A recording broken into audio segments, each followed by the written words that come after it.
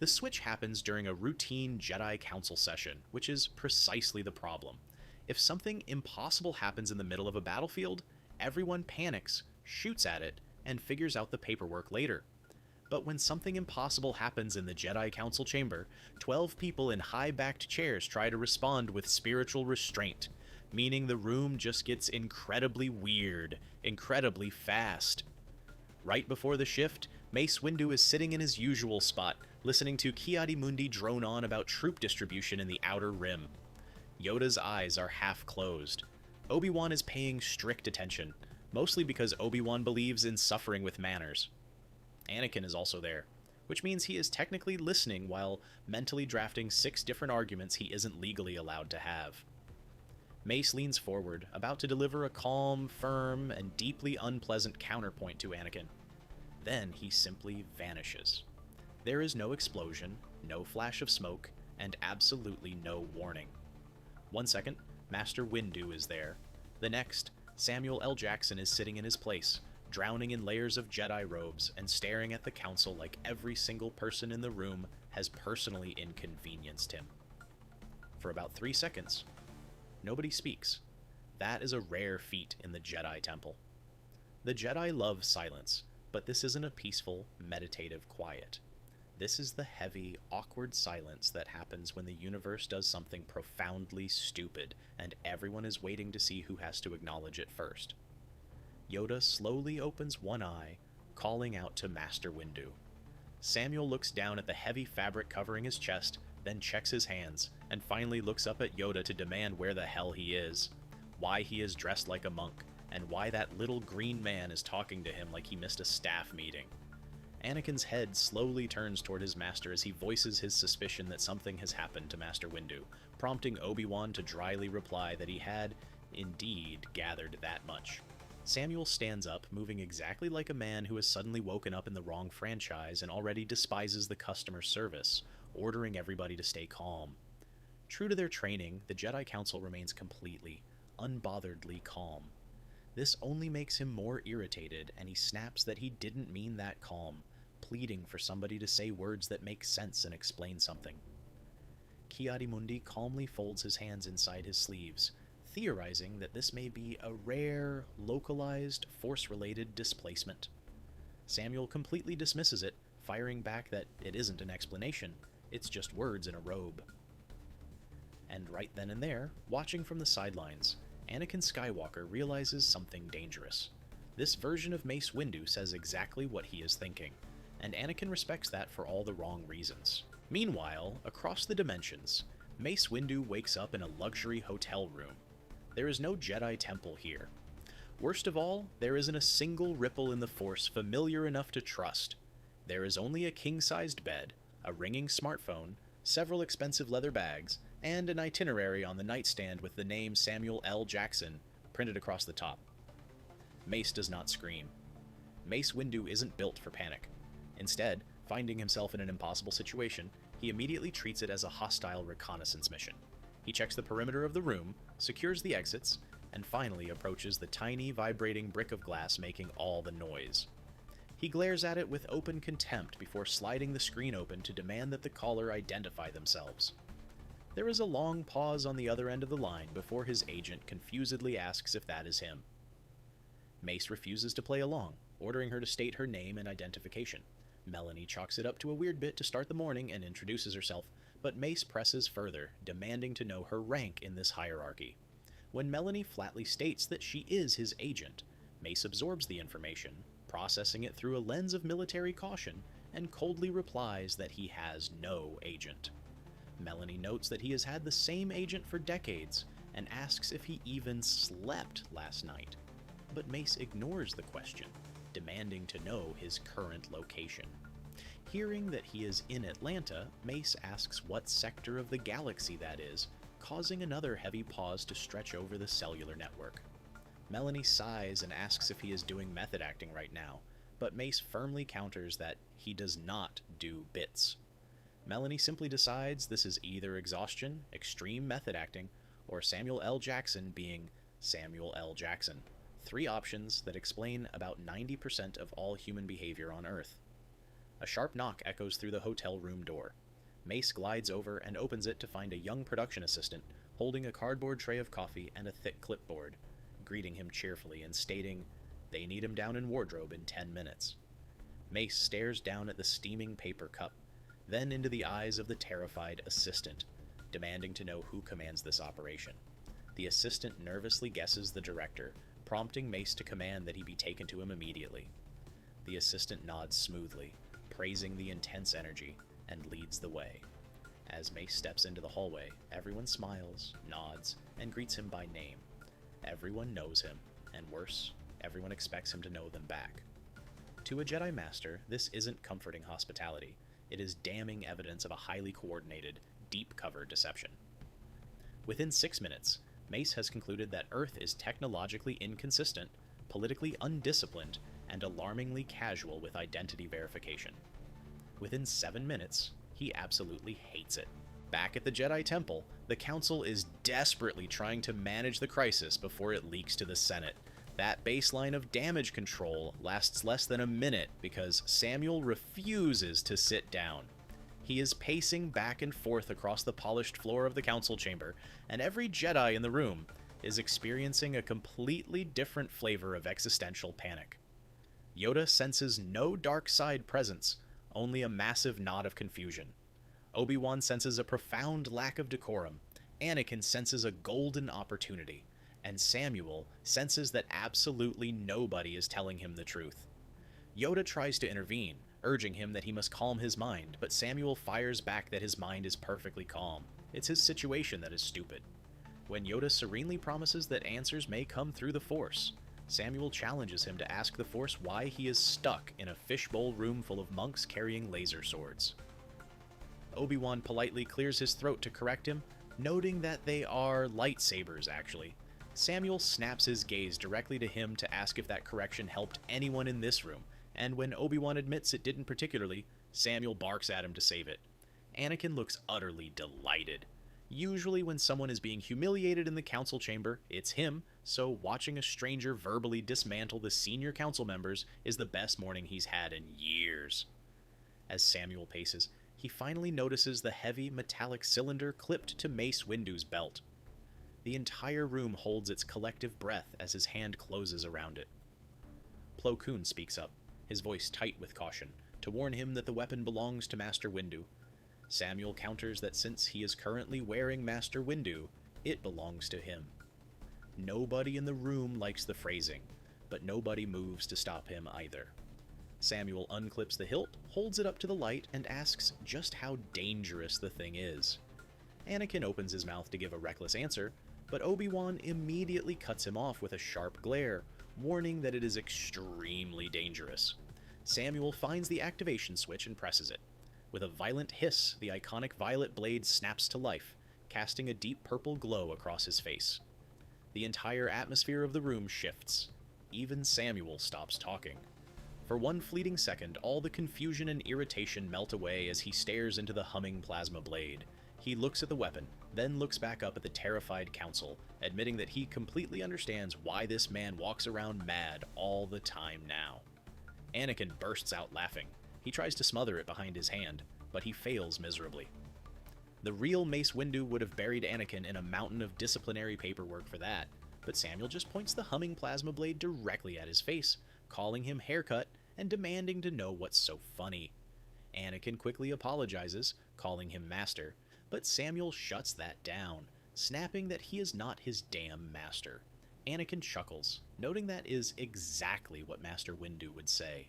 Samuel sighs, turning a desperate look toward Obi-Wan to ask if this kid is always like this, prompting Obi-Wan to admit that, frequently, he is significantly worse. While Samuel is threatening Chosen Ones, Mace Windu arrives on a bustling Atlanta film set and immediately becomes a logistical nightmare for anyone who uses casual language professionally. The director jogs over, offering a warm Hollywood greeting to welcome him and declare that it's a big day. Mace studies him with piercing, unblinking intensity, demanding to know if he is the commander of this outpost. When the director confirms that he is absolutely the commander of this movie, Mace asks for their tactical objective.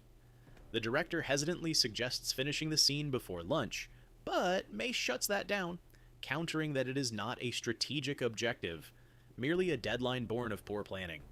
The director beams, absolutely thrilled by what he assumes is a brilliant, deeply layered character choice, praising the energy and telling him to bring exactly that to the cameras. Mace is ushered off to wardrobe, where a frantic stylist hands him a tailored designer suit. Mace demands to know why his current robes are deemed unacceptable for combat.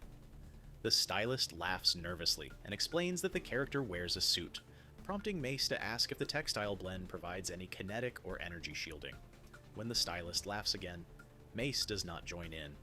By noon, a rumor spreads like wildfire across the set that Samuel L. Jackson has arrived with a terrifying new acting process rooted entirely in intimidation and a total refusal to engage in small talk. Nobody wants to challenge it, primarily because the work is flawless. Mace reads his lines with absolute, terrifying conviction. It isn't a performance, it is a declaration of reality. If the script dictates that he threaten a mob boss, Mace threatens the actor so intensely that the man forgets his lines, his character's name, and his own social security number. If the script says he takes control of a room, Mace commands the space before the director even calls action. When the director calls a cut and ecstatically praises the take as incredible and absolutely flawless, Mace demands to know why he has halted the operation. The director explains that they got the take and are moving on, leading Mace to ask why they repeated it 3 times prior if the objective had already been achieved. The director claims it was for coverage from different angles, but Mace simply tells him that his tactical coverage is deeply inadequate. The director scribbles frantically on his notepad, calling it a great line and promising to write it into the next scene. Mace does not understand Hollywood, and Hollywood does not understand Mace. But because the entertainment industry routinely rewards absolute confidence without context, Mace Windu is now thriving in show business entirely against his will. Back on Coruscant, rumors of the incident reach the Chancellor's office by midday. It starts as an anomalies report from Temple security. Master Windu has suffered a localized psychological fracture. He is speaking with bizarre idioms. He may be compromised. Chancellor Palpatine is immediately intrigued, which is never a good sign for the galaxy. Hoping to exploit a potential weakness in his fiercest political rival, he sends an urgent invitation for Master Windu to visit the Senate Executive Suite. The Jedi Council debates whether Samuel should go. Yoda advises that the Chancellor must not be alarmed. Obi-Wan preaches extreme caution. Anakin demands to go along as an escort. Everyone tells Anakin no at the exact same time. Surprisingly, Samuel agrees to the meeting. Nobody in the Jedi Temple has given him a straight answer all morning, and he is beginning to suspect that this old man running the government might be the regional manager. It is the second worst assumption he could possibly make. The first, of course, is that Palpatine can be trusted.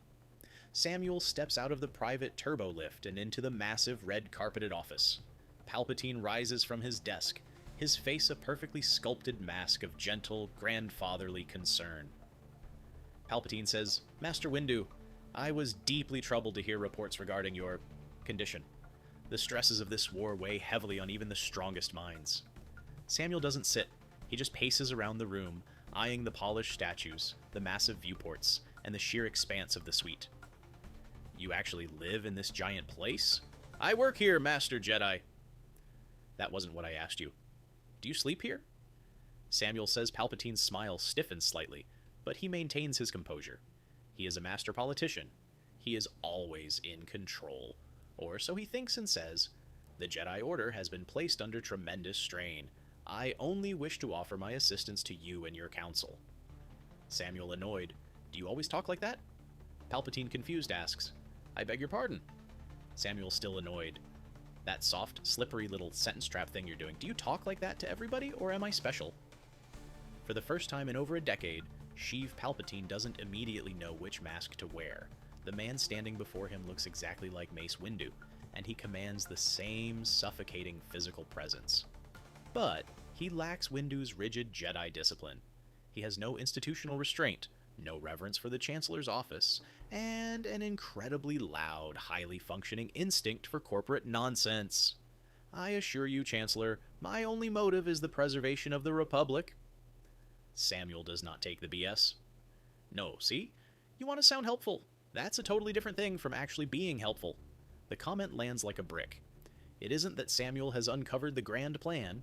He doesn't know what a Sith is, he doesn't know who Darth Sidious is, and he has no idea he's standing feet away from a galactic dictator. He just knows with absolute certainty that this old man is full of garbage. Palpatine can easily work around Jedi suspicion. He's weaponized their dogmatic doubts for years. But he has no defense against personal, immediate, and incredibly rude skepticism. Palpatine utterly despises it. Unfortunately for the Grand Army of the Republic, the Separatist war machine doesn't care that the wrong soul is occupying Mace Windu's body. A massive droid army has just breached the defense perimeter of a vital Republic supply world, and General Windu is expected to lead the counter-offensive. The Council considers delaying the deployment, but the Senate is panicking, and the military needs a high-ranking commander on the ground immediately.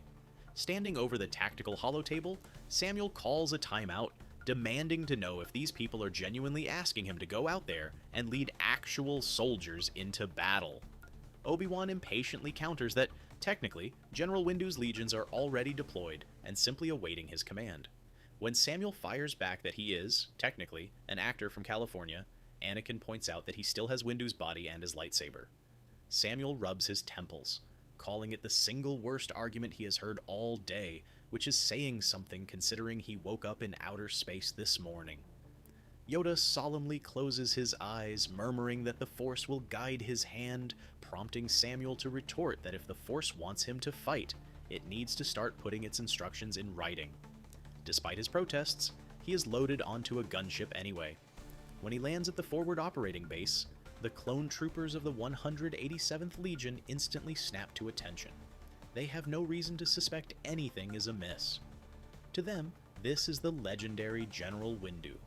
Same face, same posture, same purple blade hanging from his hip.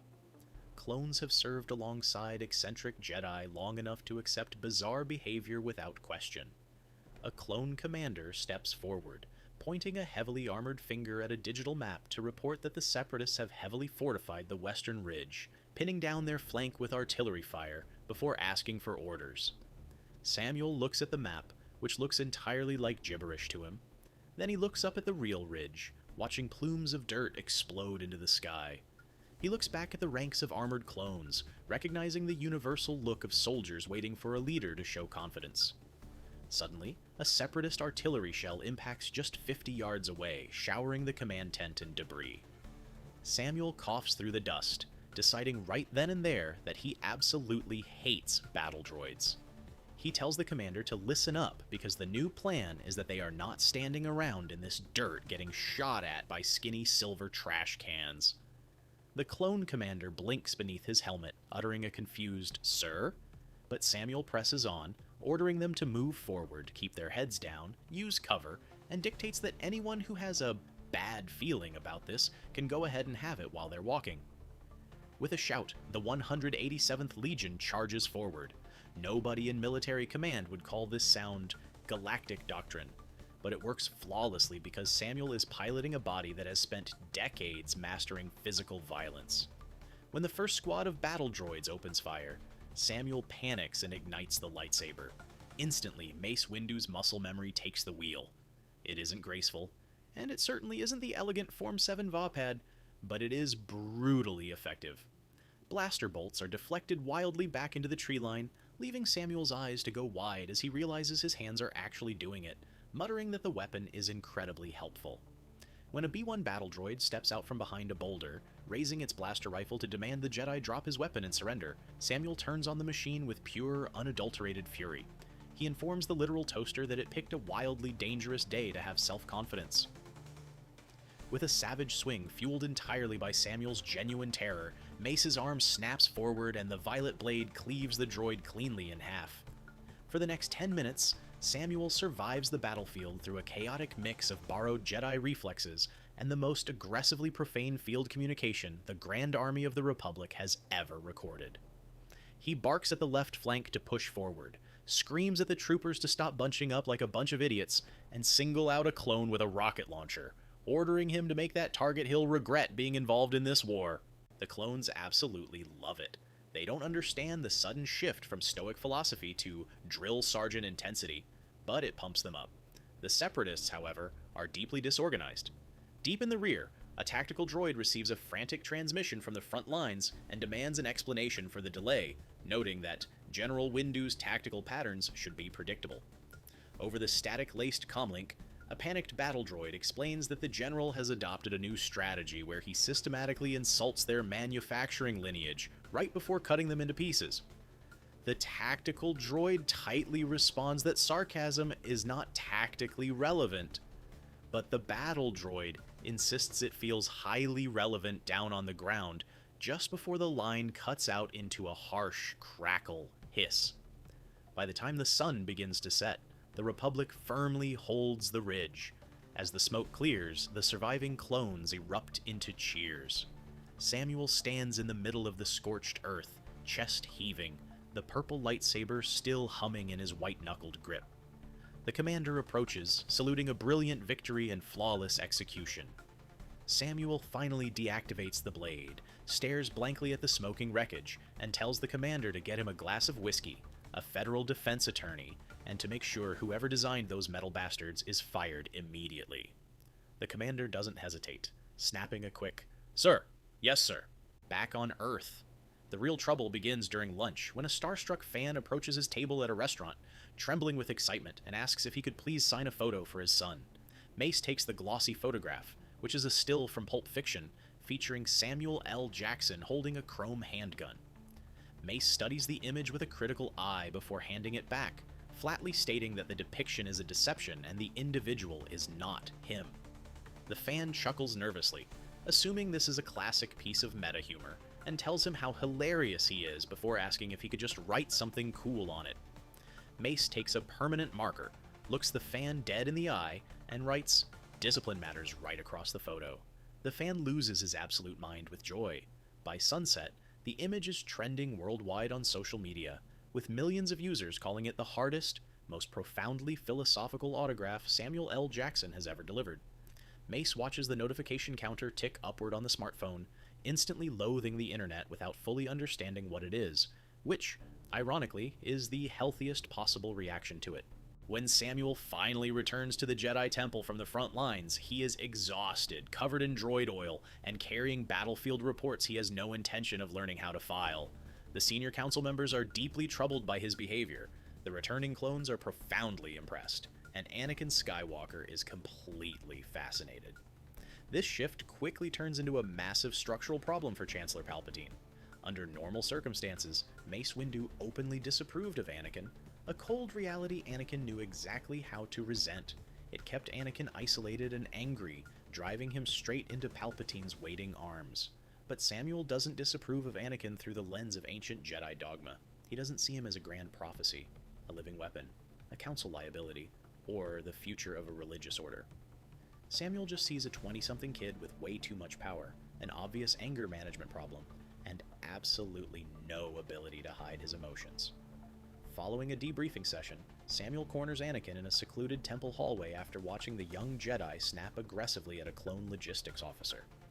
He calls out to the kid, asking if he always talks to the people who work for him like that. Anakin stops in his tracks, his jaw tightening as he demands an "excuse me," but Samuel presses on, calling him haircut and demanding to know if he always talks down to people like they're beneath him. When Anakin retorts with tight, defensive respect that the Master has no idea what is actually happening in his life right now, Samuel completely agrees. He admits he doesn't, but notes he is still smart enough to see that Anakin is angry, powerful, lying to literally everybody in the building, and spending all his free time with a creepy-ass politician, a specific combination of ingredients that does not usually lead to healthy life choices. Anakin goes completely still.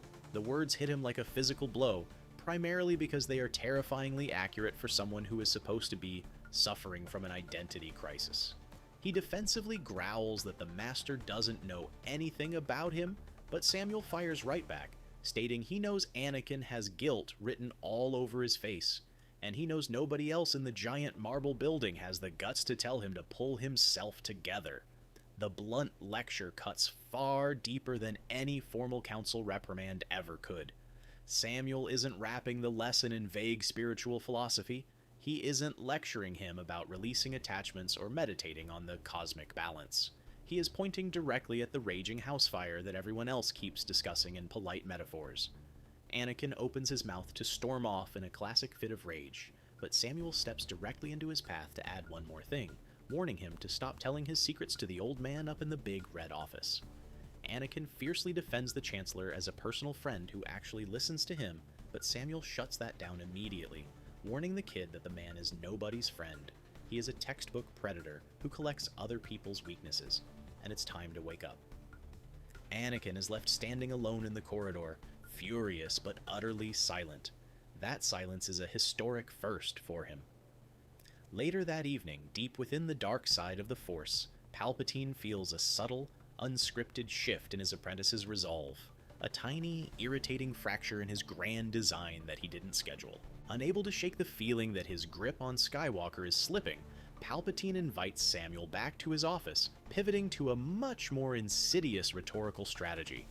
He speaks softly about the burden of identity, the fear of the unknown, and how the Jedi Council routinely hides ancient truths from its members out of cowardice. He subtly hints that Samuel might be trapped in this reality because the Jedi are intentionally withholding the knowledge required to send him home. It is a masterful psychological trap that would easily manipulate Anakin. Samuel, however, listens to the pitch and instantly recognizes the exact cadence of a predatory car salesman trying to move a lemon off the lot. When Palpatine murmurs that the Jedi Order often fears what they cannot directly control and calls it a tragic flaw, Samuel counters that everybody fears what they can't control, adding that the Chancellor just used a lot of expensive furniture to say something incredibly obvious. Palpatine attempts to smooth things over, claiming he only means to say that he can sense Samuel's profound frustration with the situation.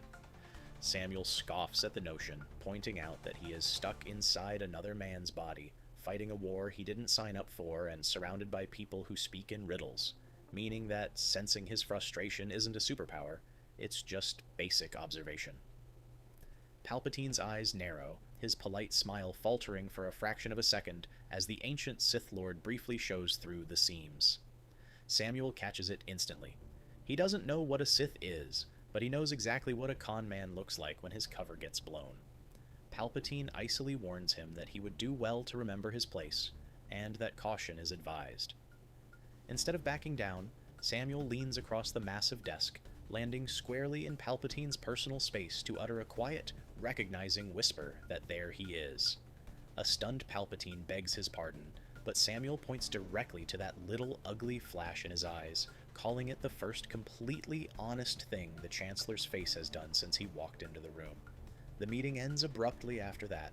Samuel leaves the Senate district with no hard evidence, no grand revelation of the Sith, and no dramatic accusations.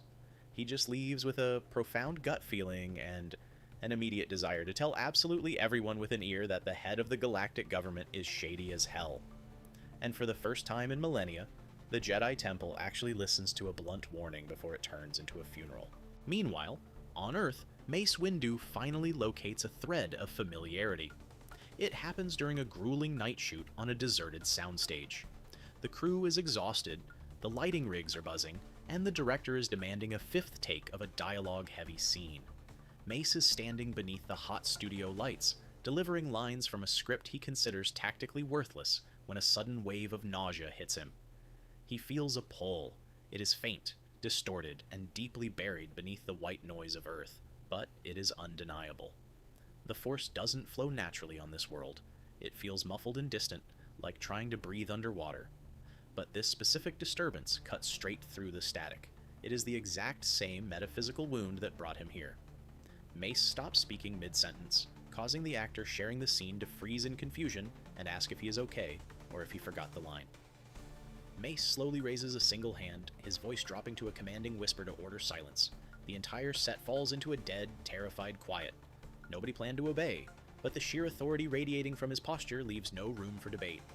Mace turns and follows the unseen current, gliding past confused assistants, stunned security personnel, and a catering table he still considers completely excessive.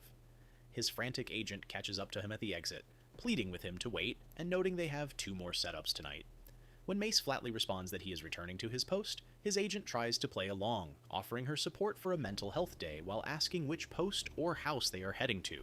Mace simply tells her it is the correct one, noting it isn't meant to answer her question.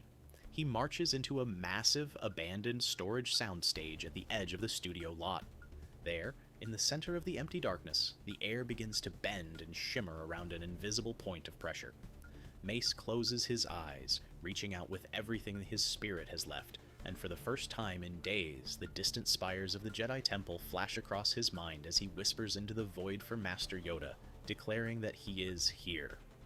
On Coruscant, deep within the quiet sanctuary of the temple meditation chambers, Yoda's long ears suddenly twitch.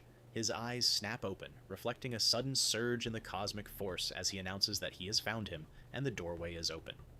Samuel is hastily escorted into the room, thoroughly exhausted by galactic politics, war, and inverted sentence structures. Yoda rapidly explains that the displacement can be reversed, provided both minds consciously pull against the same tier in reality at the exact same moment. Samuel stares down at the ancient Grand Master, asking if that was his version of the simple explanation, and when Yoda confirms it is, Samuel bluntly states that he hates every single part of their process. Obi-Wan stands nearby, looking a mix of relieved and slightly disappointed that the entertainment is ending, while Anakin stands further back in the shadows, deliberately avoiding eye contact. Samuel points a heavy finger at the kid, barking at Skywalker not to start doing dumb things the second he leaves the building because he is watching him.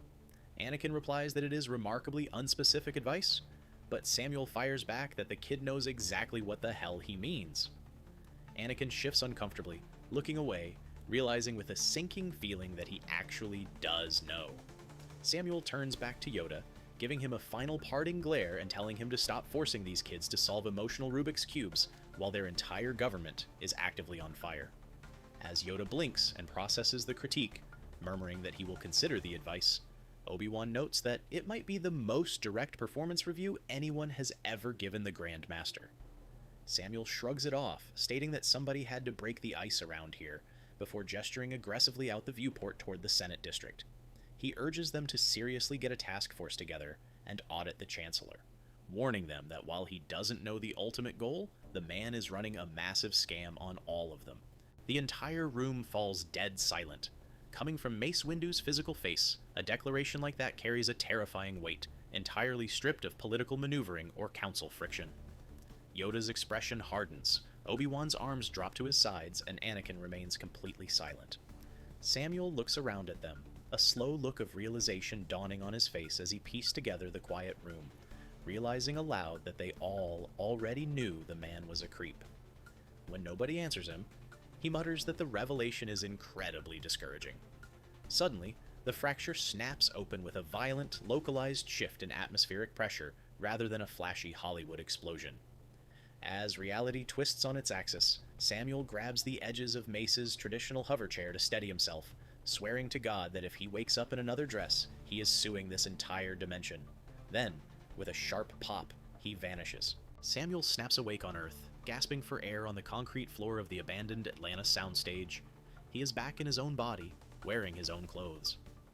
Mace Windu is gone. His agent, the director, and 3 security guards are staring down at him in absolute terror. Samuel looks at his hands, then checks his waist. There is no lightsaber, and he experiences a sudden wave of genuine disappointment that he can't fully justify to himself. His agent, Melanie, frantically asks if he is okay, crying out that he just blanked out for about 10 seconds. Samuel slowly rubs his temples, looking up at the studio rafters as he asks how long he was actually gone. When his agent replies with total confusion, insisting that he didn't go anywhere, Samuel sighs and waves them all off. Getting to his feet, he tells her to just forget it, and fill him in on what happened while he was out. Melanie instantly beams, pulling out her tablet to show him the production notes. As it turns out, while he was acting bizarre, Mace Windu had systematically streamlined his entire life. The Jedi Master had completely organized his chaotic schedule, legally canceled 4 exhausting corporate commitments, intimidated a predatory studio head into honoring a massive back-end contract clause, and delivered 3 days of dramatic footage so intensely realistic that the director was already planning to rewrite the entire script around his performance. Samuel listens to the staggering list of accomplishments, a slow smile creeping onto his face as he mutters that the space wizard actually fixed his work week. Melanie blinks, asking the what, but Samuel brushes it off, telling her it's nothing and that it's time to get back to work. Meanwhile, back on the polished floors of Coruscant, Mace Windu opens his eyes to find the entire Jedi Council standing in a tight circle over him. He slowly sits up, adjusting his tunic, and immediately demands to know how much time has elapsed. Obi-Wan informs him that it has been 3 standard days, prompting Mace to ask what exactly occurred during his absence. Anakin opens his mouth to speak, but Obi-Wan silences him with a sharp elbow to the ribs. Yoda steps forward, leaning heavily on his gamer stick, to explain that his replacement had a great deal to say and that his methods were highly unorthodox. When Mace presses for specifics on just how unorthodox this stranger was, Obi-Wan reveals that the man had openly accused Chancellor Palpatine of being a fraudulent, untrustworthy snake within roughly 4 minutes of meeting him. Mace goes completely rigid. The bizarre tales of Earth and Hollywood melt away as his tactical mind locks onto the only detail that matters. He asks if the man possessed any tangible evidence, but Obi-Wan notes that he didn't, claiming the accusation was based entirely on the vibe. Mace then asks how the Chancellor reacted to the confrontation, and Yoda, his eyes narrowing into dangerous slits, admits that Palpatine became deeply unsettled and clearly felt exposed. Mace rises to his full height, his classic unyielding authority snapping right back into place. The room instantly feels colder, sharper, and infinitely more focused as he declares that they will launch an immediate, comprehensive investigation into the executive office. Anakin steps forward, his voice rising defensively to question why they would launch an investigation based entirely on the wild ramblings of an amnesiac stranger. Mace turns a freezing glare onto his young pupil, stating that they are doing it based on the undeniable fact that an individual with absolutely no knowledge of their galactic politics, no historical bias against the Senate, and no connection to the Force walked into that room and identified the exact same rot that the Council has been politely circling for the last 5 years. That completely shuts Anakin up. For now, which, given Anakin's track record, is nothing short of a cosmic miracle. Sheev Palpatine knows the switch has been reversed. He knows the blunt stranger is gone, and that the real, predictable Mace Windu has returned to the board. Under normal circumstances, this would be cause for celebration. But it isn't, because the actor did permanent structural damage to his grand design. He made people say things out loud. Before the displacement, the suspicion surrounding Palpatine was fragmented and easily managed. Yoda felt a vague, dark side clouding the vision of the Jedi. Mace distrusted the Chancellor's rapid accumulation of emergency powers. Obi-Wan had mild constitutional concerns. Anakin had a laundry list of excuses. None of the pieces had snapped together. But Samuel L. Jackson had walked into the room, stared at the Dark Lord of the Sith twice, and loudly declared that the man was fake. It wasn't legal evidence, but it acted as a massive psychological clarion call. Now, the real Mace Windu pushes with terrifying efficiency. He formally demands a Senate review of executive overreach. He launches audits into which military deployments are bypassing the War Council and routing directly through the Chancellor's private staff. He corners Anakin about his unrecorded late-night meetings. Palpatine attempts to adapt. He is a master strategist, after all. But his flawless timing is completely ruined.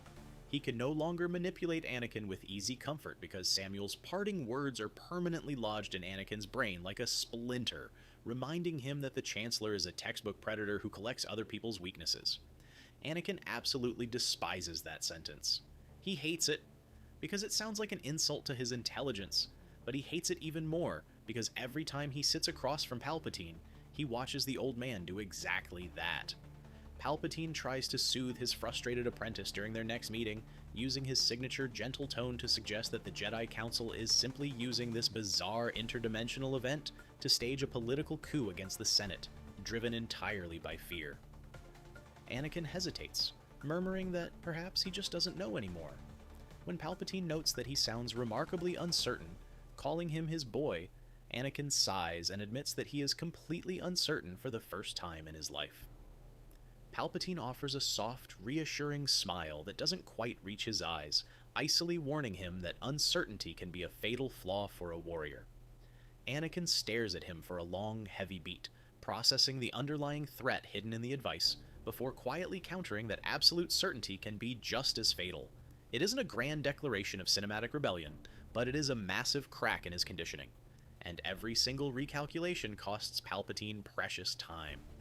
Forced into a corner by the closing net of Windu's investigation, Palpatine decides he has no choice but to accelerate his endgame before the pieces are fully in place. When the final, fateful confrontation arrives, the geometry of the trap has completely changed. Palpatine still drops his mask and reveals his true identity to Anakin, banking on the desperate fear for Padmé's life to force his hand. The crushing weight of the dark side still hammers against every single psychological fracture line Anakin possesses. But this time, when Anakin races back to the Senate office building to stop the execution, he isn't arriving with only Palpatine's promises echoing in his mind. He is also hearing Samuel's raspy voice cutting through the noise, reminding him that he is angry, powerful, lying to every single adult in his life, and needs to stop letting that man collect his weaknesses. Anakin bursts through the shattered glass doors of the Chancellor's office to find Kit Fisto, Asian Kohler, and Ceci Teen already dead on the floor. Mace Windu has Palpatine pinned against the rain-slicked window ledge, his violet lightsaber hovering inches from the Sith Lord's throat. Palpatine looks past the blade, his face contorted into a monstrous, pathetic snarl as he sees his apprentice arrive, crying out to Anakin that he told him it would come to this and that the Jedi are taking over. Mace doesn't look away from his target, his voice steady as granite as he declares that in the name of the Republic, Sidious is under arrest. Palpatine looks into Mace's unblinking eyes, sensing an ironclad resolve that wasn't there 3 days ago, and notes that the Master seems far more certain of his path than before. Mace grimly responds that he received an outside perspective, and it clarified the battlefield. The Sith Lord lets out a desperate, screeching wail, unleashing a torrent of force lightning that Mace flawlessly catches on his violet blade, deflecting the raw energy right back into the dictator's face. Palpatine collapses onto the ledge, his flesh twisting and scarring under the heat. He turns his weeping eyes back to Anakin, begging for help and claiming he has the ultimate power to save the one Anakin loves, insisting that he cannot lose her and only a Sith can grant that knowledge. And in that precise pivoting second of galactic history, Anakin Skywalker finally hears the underlying architecture of the sentence. He doesn't hear salvation, he hears a transaction. He hears a hook sinking into his flesh, seeing his weakness being collected in real time.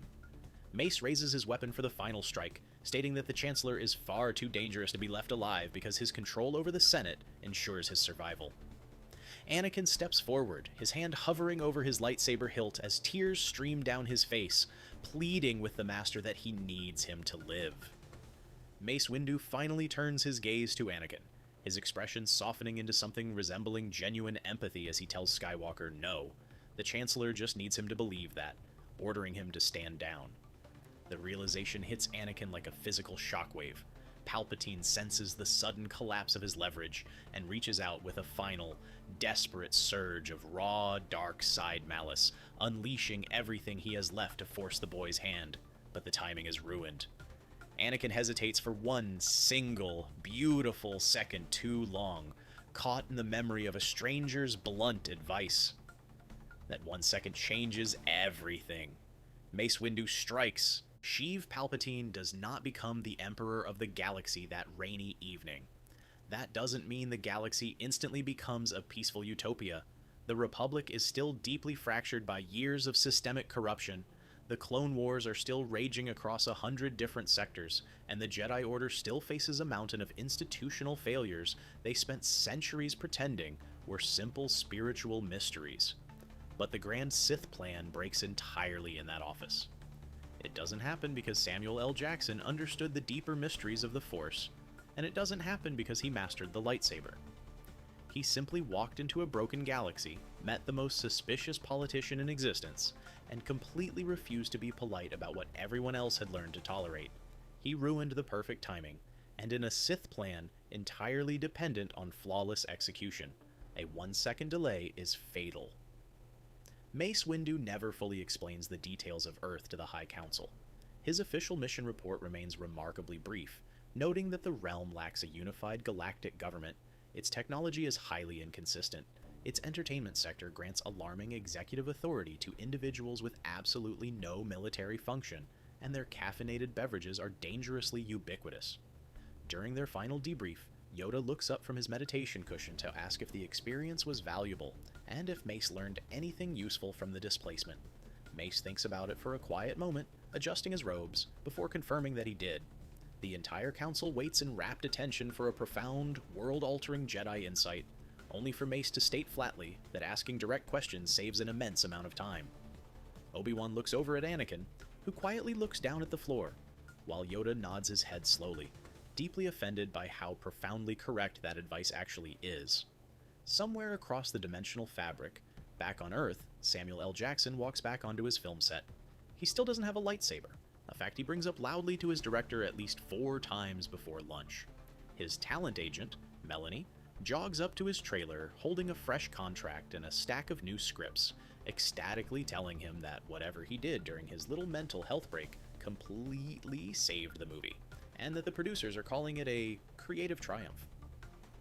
Samuel sips his coffee, looking out over the Atlanta skyline, and tells her straight up that he visited deep space, led a battalion of clone troopers, insulted an entire wizard government, and warned a room full of monks about an evil space senator. Melanie smiles and nods along smoothly, flipping through her notes as she remarks that it sounds like an incredible $70 million pitch, and suggests getting a writer on it. Samuel chuckles, leaning back in his chair, and tells her to go ahead and write that down. And back on Coruscant, the Jedi Temple becomes just a little bit less patient with institutional nonsense. The Order isn't magically fixed, and it isn't perfect, but it is undeniably better. Because for 3 chaotic days, the galaxy had the absolute wrong Mace Windu. And as it turns out, that was exactly what it needed.